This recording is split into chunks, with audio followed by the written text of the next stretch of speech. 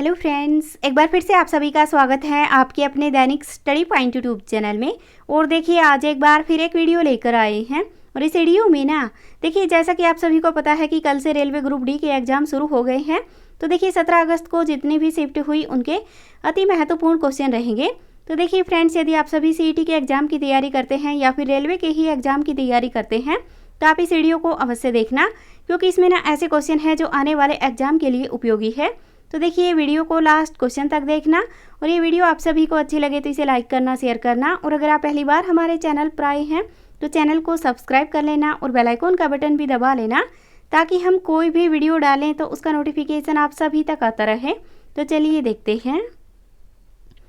तो देखिए पहला क्वेश्चन है, एड्स की फुल फॉर्म क्या है। तो देखिए ये पूछा गया था कि एड्स की फुल फॉर्म है ये क्या है, तो ये होती है एक्वायर्ड इम्यूनोडेफिशिएंसी सिंड्रोम। तो देखिए ये इसकी फुल फॉर्म होती है। और देखिए अब एड्स का नेम आया है तो इसका जो डे है ये कब मनाया जाता है, तो ये 1 दिसंबर को मनाया जाता है। तो ये भी आप सभी को ध्यान रखना है, 1 दिसंबर को एड्स डे मनाया जाता है। और देखिए ये ना एक HIV वायरस होता है, उससे ये होता है, तो ये भी आप सभी को ध्यान रखना है। और ये अगला क्वेश्चन है, पेरियार नदी कहाँ से निकलती है। तो देखिए जो पेरियार नदी है ये निकलती है केरल से, केरल से ये नदी निकलती है। और देखिए केरल की ना ये सबसे लंबी और सबसे बड़ी नदी है। और ये देखा जाए कि ये निकलती कहाँ से है, तो ये तमिलनाडु के जो पश्चिमी घाट है वहाँ से निकलती है और पेरियार नदी केरल की है। और ये देखिए यहाँ पर ना एक इडुक्की बांध परियोजना भी है, तो ये भी आप सभी को ध्यान रखना है, इडुक्की है। और इसकी लंबाई देखा जाए कितनी है, तो ये है 244 किलोमीटर यानी कि 152 मील है। तो ये भी आप सभी को ध्यान रखना है। और देखिए यहाँ पर ना वेबनाथ झील भी है और ये अरब सागर में जाकर गिरती है, तो ये भी आप सभी को ध्यान रखना है। अगला क्वेश्चन है, प्रथम पंचवर्षीय योजना के समय योजना आयोग के अध्यक्ष कौन थे। तो देखिए ये पूछा गया था। तो देखिए जो प्रथम पंचवर्षीय योजना हुई उस टाइम इसके जो अध्यक्ष थे ये थे पंडित जवाहरलाल नेहरू। और देखिए प्रथम जो पंचवर्षीय योजना है ये लागू कब हुई, ये 1951 में लागू हुई है। और 1951 से और इसका टाइम रहा 1955 तक का, तो ये भी आप सभी को ध्यान रखना है। और देखिए 1955 के बाद ना दूसरी पंचवर्षीय योजना लागू हो गई थी और इसका टाइम रहा था 1956 से लेकर और 1961 तक। और देखिए जो तीसरी पंचवर्षीय योजना है ये 1961 से और 1962 में भारत और चीन का युद्ध हुआ, तो उस टाइम इसको रोक दिया गया था। तो देखिए ये उस टाइम रही। और ये देखा जाए कि पंचवर्षीय योजना अब तक कितनी लागू हुई है, तो देखिए ये अब तक 12 लागू हुई है। और इसका जो 12वीं का जो टाइम था ये आप सभी को कमेंट बॉक्स में कमेंट करके बताना है। अगला क्वेश्चन है, 2021 वर्ल्ड चैंपियनशिप कुश्ती में रजत पदक किसने जीता। तो देखिए वर्ल्ड चैंपियनशिप कुश्ती प्रतियोगिता हुई 2021 में, इसमें जो रजत पदक जीता है ये जीता है आसू मलिक के द्वारा। और ये पहली ऐसी महिला है जो ये पदक जीतने वाली बनी है। तो देखिए ये पूछा जाए कि भारत की पहली महिला कौन है, तो ये भी आसू मलिक ही आएगा। भारत की प्रथम महिला खिलाड़ी है जो कि वर्ल्ड चैंपियनशिप कुश्ती में रजत पदक जीतने वाली पहली महिला बनी है। और देखिए इसकी एज देखा जाए कितनी है, तो ये है 19 ईयर। और देखिए कौन सी कैटेगरी में इन्होंने ये जीता है, तो 57 कैटेगरी में इन्होंने ये पदक जीता है। तो ये भी आप सभी को ध्यान रखना है, ठीक है। और देखिए ये देखा जाए कि अब तक कितने व्यक्तियों ने ये पदक जीता है, तो देखिए एक है अलका तोमर है जिन्होंने 2006 में ये पदक जीता है। उसके बाद है विनेश फोगाट ने 2012 में ये पदक जीता। और देखिए गीता फोगाट है, सॉरी ये रजत पदक नहीं जीता, इन्होंने कांस्य पदक जीता है। तो ये आप सभी को ध्यान रखना है, ठीक है। देखिए कांस्य पदक जीता है अलका तोमर ने 2006 में, गीता फोगाट 2012 में, बबीता फोगाट 2012 में, पूजा ढांडा है इन्होंने 2018 में जीता है। और देखिए विनेश फोगाट है, इन्होंने 2019 में भी कांस्य पदक जीता है।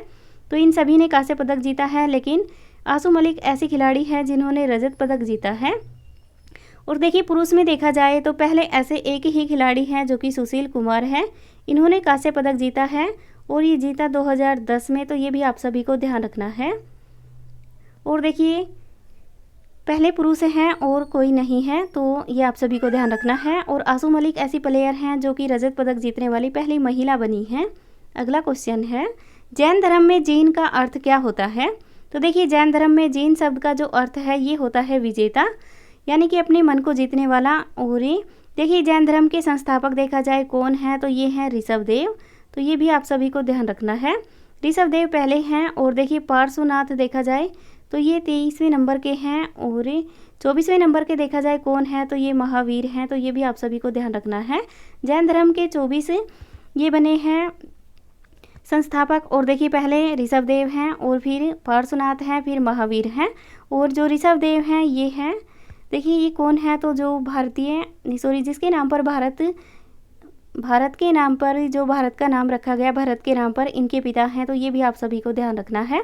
और इसके बाद देखिए बौद्ध धर्म भी होता है जो कि 6ठी शताब्दी में आया हुआ था। और बौद्ध धर्म के संस्थापक देखा जाए कौन है तो ये गौतम बुद्ध आएगा। तो ये भी आप सभी को ध्यान रखना है।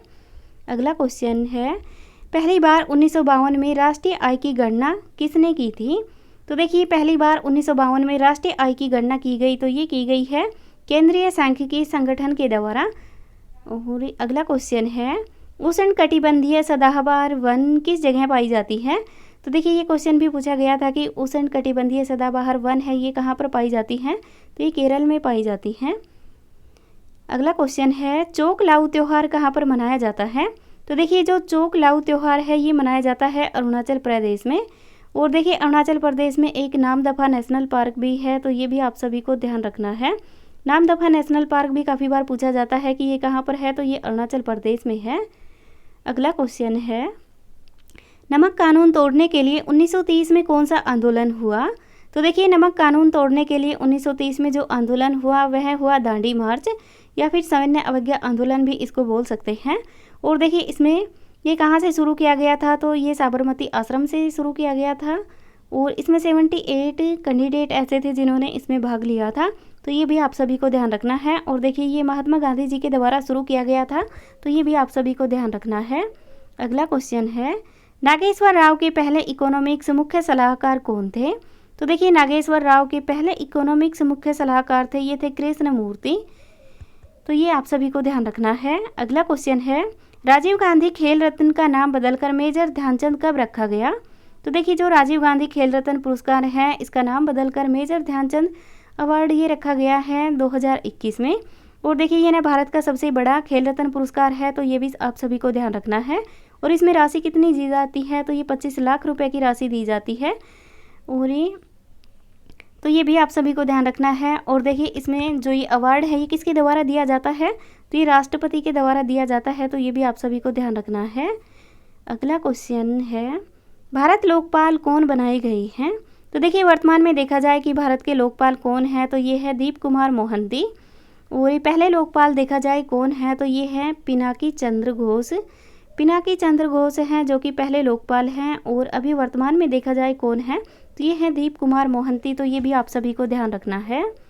अगला क्वेश्चन है, फोटोग्राफी में किस एलिमेंट का यूज होता है? तो देखिए ये होता है सिल्वर ब्रोमाइड का। तो ये भी आप सभी को ध्यान रखना है। आगे है ओम का नियम सूत्र क्या है? तो देखिए जो ओम का नियम सूत्र है ये है V = IR ये होता है। और ये अगला क्वेश्चन है, विद्युत बल्ब का फिलामेंट टंगस्टन का क्यों बना होता है? तो देखिए जो विद्युत बल्ब है इसका फिलामेंट टंगस्टन का क्यों बना होता है?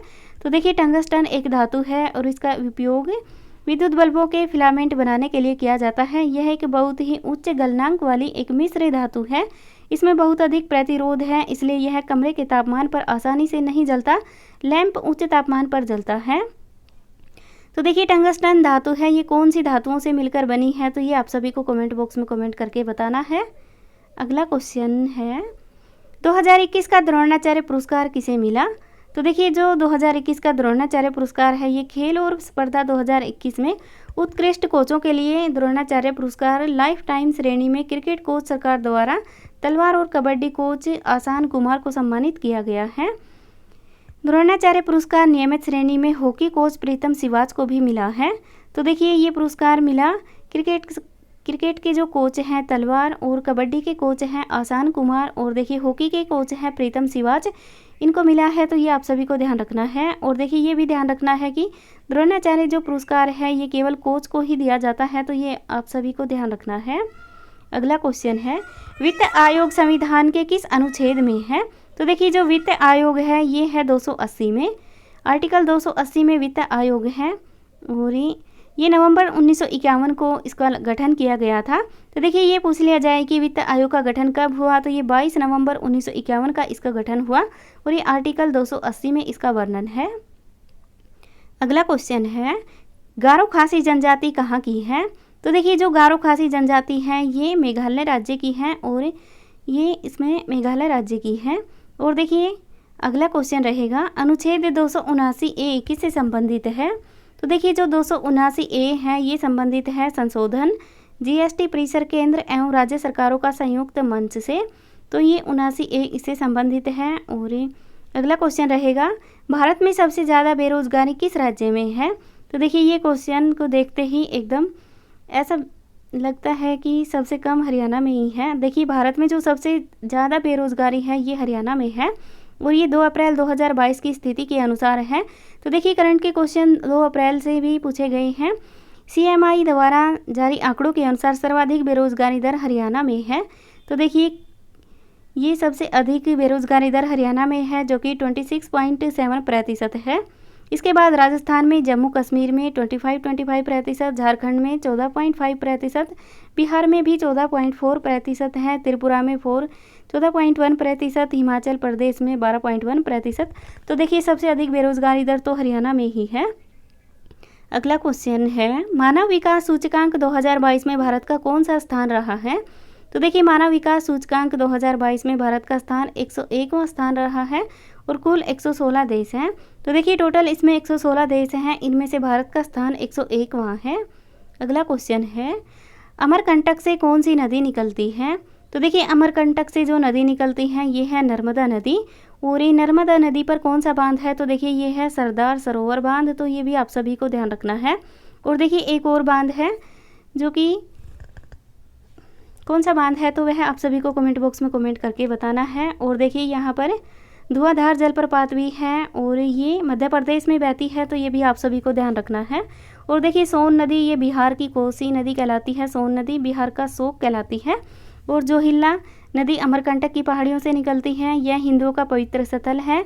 मैकाल की पहाड़ियों में स्थित अमरकंटक मध्य प्रदेश के अनंतपुर जिले का लोकप्रिय तीर्थ स्थल भी है। तो ये भी आप सभी को ध्यान रखना है। तो देखिए फ्रेंड्स ये थी आज की हमारी वीडियो। इस वीडियो में ना हमने 17 अगस्त को जो रेलवे ग्रुप डी का एग्ज़ाम हुआ उसके कुछ इंपॉर्टेंट क्वेश्चन को करवाया है। तो देखिए ये वीडियो आप सभी को अच्छी लगी हो तो इसे लाइक करना, शेयर करना और अगर आप पहली बार हमारे चैनल पर आए हैं तो चैनल को सब्सक्राइब कर लेना और बेल आइकन का बटन भी दबा लेना ताकि हम कोई भी वीडियो डालें तो उसका नोटिफिकेशन आप सभी तक आता रहे। Thank you.